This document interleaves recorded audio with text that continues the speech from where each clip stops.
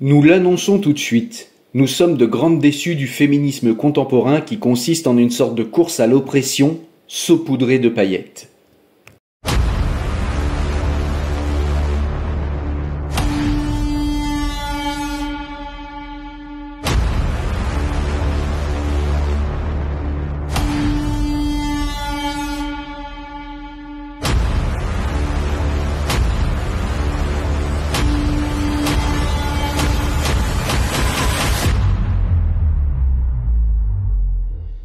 Tu n'as pas tes règles tous les mois, Robert.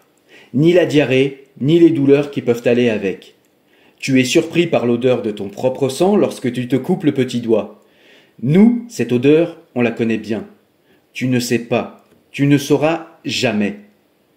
Dès la fécondation, c'était écrit. L'ovule de ta mère était un X, comme tous les ovules, et le spermatozoïde de ton père était un Y, comme un spermatozoïde sur deux. Techniquement, c'est d'abord ça qui nous différencie de toi. Tu auras beau te tartiner de gel à base d'œstrogène toute la sainte journée, les 60 milliards de cellules qui te composent porteront toujours la marque de ton sexe, le chromosome sexuel Y. Tes hormones, même si elles sont très importantes dans ta constitution, ne sont apparues que 8 semaines après que le gamète de ta mère a accueilli celui de ton père. Et même si tu réussis à changer ton système hormonal à 65 ans, tes hormones mâles ont déjà largement eu le temps de façonner ton cerveau d'homme. Peut-être que tu crois que tu as un cerveau de femme et que tu es né dans le mauvais corps, mais la vérité c'est que tout notre organisme est sexué, tous nos organes, cerveau y compris. Et s'il te plaît, Robert, ne commence pas à nous expliquer que le sexe est un construit social, comme l'affirme le planning familial dans son lexique trans. Ne commence pas à nous raconter que la nature est queer et que le sexe est un spectre, car certains reptiles, poissons et insectes peuvent en changer en fonction de leur environnement. Tu n'es pas un poisson, Robert. Si tu portes une jupe, c'est que tu es un mammifère de l'espèce Homo sapiens, et si tu as un pénis, c'est que tu es un spécimen mâle. Et ne te mets pas à instrumentaliser l'existence des personnes dites intersexes pour appuyer ton point de vue. Cesse de surfer sur les souffrances des autres dans le but d'en récupérer des bénéfices pour ton compte. Comme l'écrivent Claudine Junien et Nicole Priolo, 0,018% de cas rarissimes peuvent-ils faire déroger à la loi universelle selon laquelle nous sommes déterminés par notre sexe. Il y a certes quelques biologistes qui déclament qu'il existerait 5 sexes chez l'être humain, comme Anne Fausto-Sterling que toi et tes petits copains adorez citer chaque fois que vous en avez l'occasion, mais tous les autres sont d'accord sur le fait que si tu as un chromosome Y, tu es un mâle. Et si tu n'en as pas, tu es une femelle. C'est aussi simple que cela. Alors voilà, tu peux porter des jupes, Robert, tenter de tromper les apparences avec de la chirurgie, te travestir autant que tu veux, danser devant ta glace habillé comme Britney Spears, faire le carnaval de Rio dans ta chambre tous les soirs. Nous n'avons strictement aucun problème avec ça. Mais tu ne nous feras pas prendre des vessies pour des lanternes. Salut, c'est Cyril, j'espère que vous allez bien. Vous l'avez vu, aujourd'hui on se rejoint pour parler de Transmania, un livre qui fait polémique, enquête sur les dérives de l'idéologie transgenre. C'est aux éditions Magnus, c'est un livre de la journaliste et féministe Marguerite Stern et Dora Muto. Et c'est un livre qui est très intéressant parce que c'est un des premiers livres véritablement critiques en fait de toutes ces idéologies transgenres qu'on voit se développer aujourd'hui sur les réseaux sociaux, qu'on voit se développer sur Internet, dans les médias de plus en plus, mais qu'on voit également se développer dans notre réalité quotidienne. On voit des cas maintenant de plus en plus dans des lycées, d'enfants qui veulent changer de sexe, d'enfants qui demandent à ce qu'on modifie leur état civil. Donc il est important en fait dans ce contexte d'avoir quand même une réflexion critique sur le transgenrisme et ce livre fait cela parfaitement. Alors avant de te dire de quoi il s'agit dans ce livre et ce qu'on trouve comme critique intéressante dans ce livre, ce que je voulais dire c'est tout simplement déjà que ce livre est intéressant parce qu'il se base sur des faits, c'est-à-dire qu'il se base sur des témoignages, il se base sur de la science, il se base sur quelque chose qui n'est plus très à la mode aujourd'hui, c'est sur des arguments factuels, sur une réalité factuelle. C'est-à-dire qu'aujourd'hui, tout le monde est dans son autofiction et il faudrait en fait plonger avec les gens qui sont dans leur autofiction, il faudrait plonger dans leur délire sans jamais les questionner parce que, eh bien, ce serait manquer de tolérance. Et il y en a un petit peu marre de ce discours parce que, quand même, ce qui fait la spécificité de nos pays occidentaux et peut-être plus particulièrement de la France, parce qu'on est le pays de Descartes, eh bien, c'est de, au contraire, être centré sur les faits réels et exacts. Et c'est ce que fait ce livre, et j'ai trouvé ça très intéressant. Addiction au porno, autogynéphilie, homosexualité refoulée, souffrance engendrée par l'incapacité à répondre aux attentes genrées, désir de soumission associé à la féminité, anomalie physiologique. Derrière la phrase « je suis né dans le mauvais corps » et derrière le terme de dysphorie de genre, se trouve la caverne d'Ali Baba du mal-être masculin. Mais doit-on pour autant accepter que ces hommes soient considérés comme des femmes? Ou faut-il mettre la limite? Quelles transitions sont légitimes et lesquelles ne le sont pas? Ces hommes s'imaginent souvent vivre une injustice. Cela alimente une jalousie et une haine des femmes. Sur Internet, on lit parfois qu'être née femme serait un bio-privilège que les femmes ne méritent pas, car elles n'ont rien eu à faire pour obtenir ce statut. Et les féministes, et la gauche, et les médias, et les associations, et l'ONU continuent de nous répéter que les femmes doivent être inclusives et accueillir ces messieurs dans leur rang. Alors, où notre empathie doit-elle s'arrêter? Comment aider Robert et ses copains tout en protégeant nos espaces? J'avais eu quelques débats avec des transgenres, j'ai même fait un débat vidéo sur la chaîne, je vous mettrai les liens en description, sur l'idéologie transgenre, et j'avais interviewé dans ce cadre-là une personne transgenre. J'avais également chroniqué un livre qui s'appelle « La fabrique de l'enfant transgenre », qui montrait également eh bien, comment on endoctrine des enfants dans cette idéologie, comment on leur fait croire que finalement eh bien, c'est ce qui va les faire sortir de leur mal-être. Ce livre reprend cette argumentation. Donc voilà, je voulais simplement le dire, j'ai déjà travaillé un petit peu sur le sujet, et malgré que j'ai travaillé sur le sujet, j'ai quand même appris une foultitude de choses dans ce livre, j'ai vraiment appris plein de choses. J'ai appris par exemple ce qu'était un autogynéphile, donc c'est quelqu'un en fait qui a une excitation sexuelle quand il s'imagine, un homme qui a une excitation sexuelle quand il s'imagine être dans un corps de femme. Et souvent, en fait, eh bien, ce penchant peut arriver quand on regarde trop de porno, mais ça peut être aussi quelque chose qui est en soi. Et souvent, en fait, ça peut être la raison de l'envie de transition et la raison qui fait que, eh bien, un homme se croit dans le mauvais corps. Il y a également aussi, eh bien, l'homosexualité refoulée, c'est-à-dire qu'il y a des gens qui ne se sentent pas très à l'aise d'être homosexuels, et d'ailleurs dans les communautés trans et dans les communautés LGBT, on voit, et il nous est montré dans le livre, eh bien qu'il est de plus en plus difficile en fait d'être, vous savez, l'homosexuel, la petite folle comme on pouvait en voir avant, avec humour, parce que, par exemple dans La Cage aux folles, hein, il y a Michel Serrault, je crois, qui jouait cette folle-là, et bien cette folle-là, en fait, n'est plus tellement à la mode et on ne la tolère plus. Et donc, du coup, il est plus facile pour ce genre d'homosexuel, eh bien, de transitionner et de faire la femme. Parce que, en réalité, ce livre nous rappelle quand même quelque chose d'important. C'est qu'en fait, on ne peut pas, quand on est un homme, devenir une femme, et on ne peut pas, quand on est une femme, devenir un homme. C'est impossible. On peut changer d'organe sexuel. Mais quand on vient au monde, eh bien, sauf cas extrêmement exceptionnel, véritablement exceptionnel, avec des problèmes lourds au niveau génétique, pour le commun des mortels, on est avec des gènes XX ou avec des gènes XY. Et ces chromosomes-là, en fait, sont dans les milliards de cellules qui nous composent. Donc, aujourd'hui, changer de sexe, ça voudrait dire, en fait, changer eh bien, les chromosomes qu'il y a dans toutes les cellules qui composent notre corps, et ceci est impossible. On ne peut donc pas changer de sexe, quand bien même on pourrait, eh bien, avec un petit peu de charcutage, de mécanique, j'ai envie de dire, c'est pas du tout le propos du livre, hein. Ça, c'est moi qui le prends pour moi, ce propos-là. C'est-à-dire qu'on a l'impression que c'est vraiment de la mécanique, quoi, et quand on change quand on change de sexe, en fait, quand on change d'organe sexuel, parce que, vous l'avez compris, on ne peut pas changer de sexe, et c'est ce qui nous est rappelé ici. Et les personnes trans sont quand même des personnalités qui sont dans une espèce d'auto-fiction et qui sortent complètement de la réalité. Et ça pose des problèmes. Ça pose des problèmes qui sont relevés également dans le livre. Par exemple, dans le sport. Dans le sport, eh bien, il n'y a pas de catégorie trans, et donc du coup, eh bien, les femmes, les hommes qui ont transitionné et qui se disent être des femmes, eh bien, finalement, restent des hommes, on l'a vu, même s'ils ont changé leur organe sexuel, même s'ils prennent des hormones, au final, intrinsèquement, ça reste des hommes. Et donc, ils ont une musculature plus forte. Sauf que ces hommes se retrouvent, ces hommes qui ont transitionné, eh bien, se retrouvent eh bien, dans des compétitions faites pour les femmes. Et malheureusement, eh bien, ils raflent toutes les médailles, tout simplement parce que, eh bien, physiquement, ils sont plus forts, parce qu'ils restent des hommes.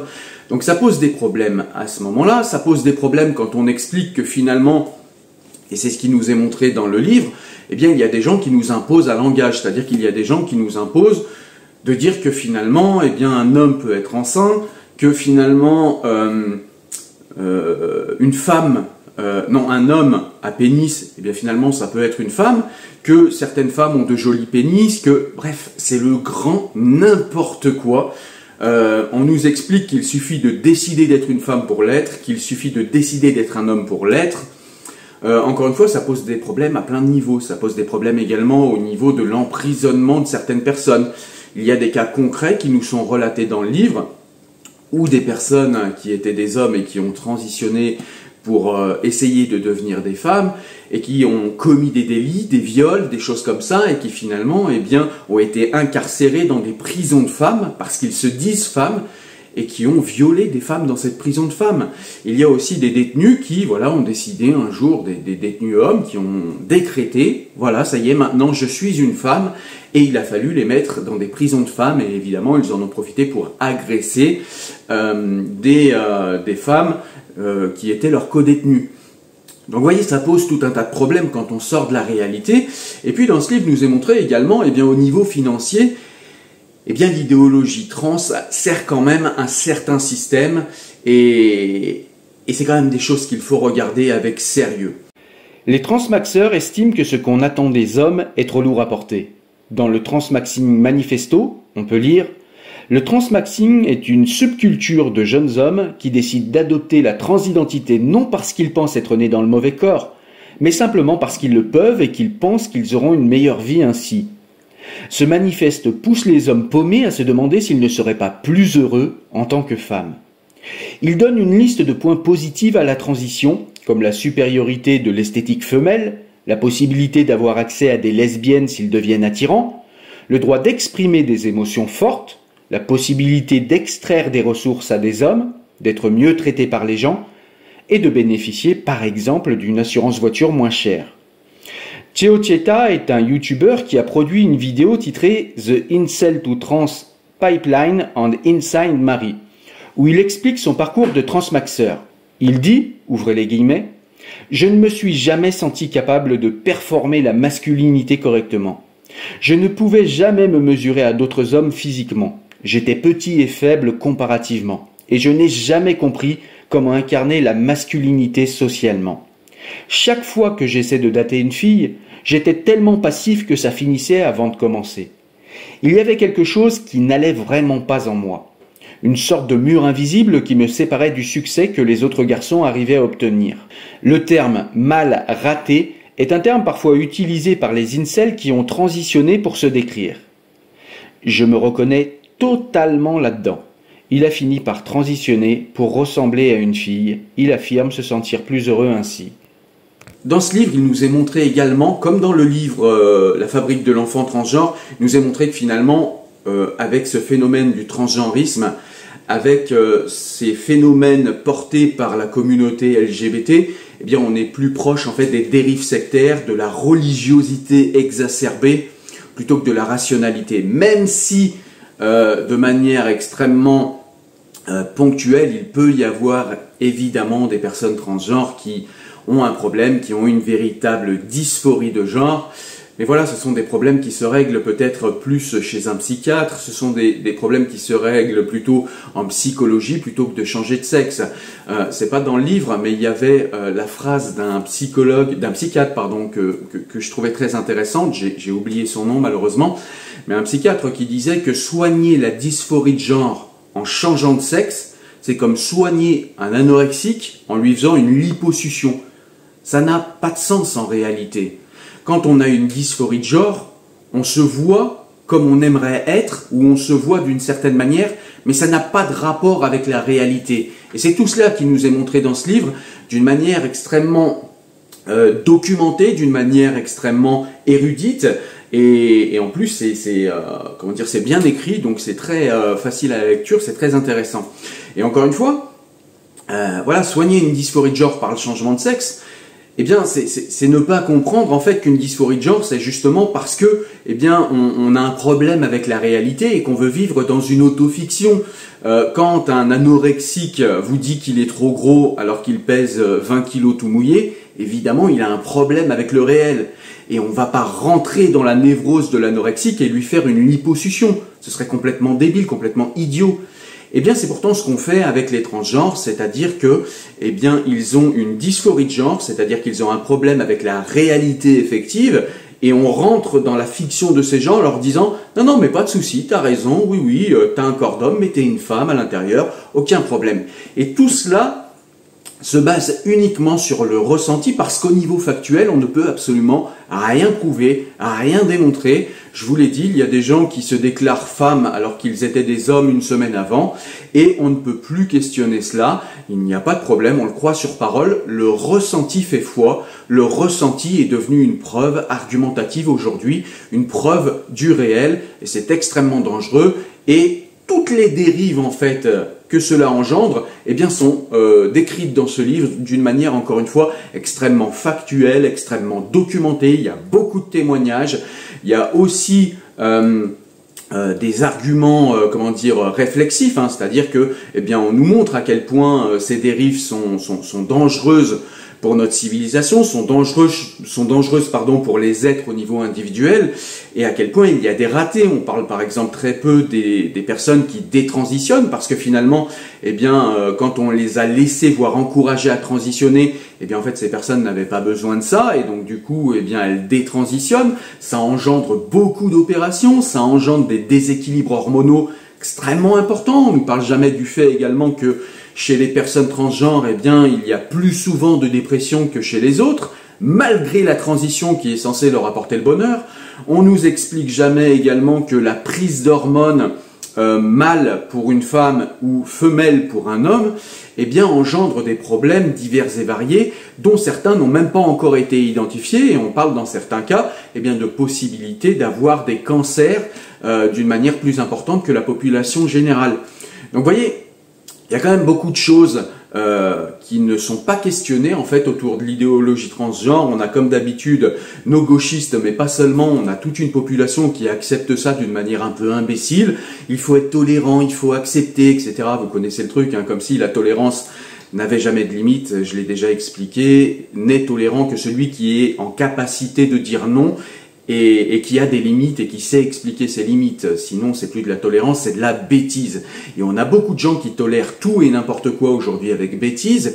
Et ce livre, en fait, eh bien, vient nous donner des arguments, vient nous montrer pourquoi il ne s'agit pas d'être violent, de rejeter les gens, etc. C'est pas du tout, en fait, ni le but du livre, ni le but de mon discours. Il s'agit simplement, en fait, d'avoir un esprit critique, de questionner certaines choses et de ne pas accepter n'importe quelle fiction, n'importe quel ressenti comme réalité, comme vérité indubitable et exacte. Il s'agit simplement de faire la différence entre ce qui est vrai et ce qui ne l'est pas et d'aider ces gens le mieux possible.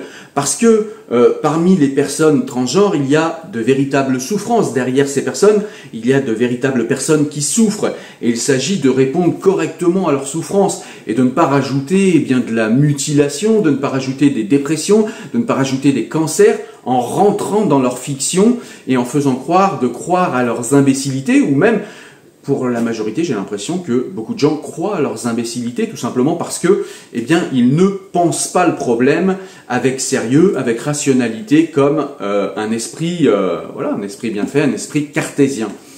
Donc voilà, ce livre, eh bien, c'est tout ça. Je vous ai donné quelques éléments qu'il y a dans le livre. Je ferai une vidéo ultérieurement où je vous parlerai d'une manière plus exhaustive du livre, où j'expliquerai plus en détail ce qu'on trouve dans le livre. J'essaierai également, si c'est possible, d'interviewer une des deux auteurs, voire les deux auteurs, ce serait vraiment intéressant. Mais il y a déjà des interviews en ligne, je vous envoie et je vous enjoins à regarder ces interviews déjà, même si moi j'aurais des questions particulières à poser. Mais en tout cas, voilà, c'est un livre très intéressant qu'il faut lire. C'est un livre qui a fait polémique, où on a expliqué que c'était un livre qui était violent, anti-transgenre, etc. Les gens qui disent ça, comme d'habitude, c'est ou des gens qui ne l'ont pas lu, ou des gens qui sont dans une hypersensibilité maladive, et dans ce cas-là, ça se règle, selon moi, chez le psychologue. Voilà, donc il faut lire ce livre de Dora Muto et de Marguerite Stern aux éditions Magnus. Ça s'appelle Transmania, un livre très intéressant, un livre absolument incontournable qu'il faut lire à notre époque moderne. Voilà, je vous dis à très bientôt pour une nouvelle présentation de livre. Portez-vous bien. Ciao.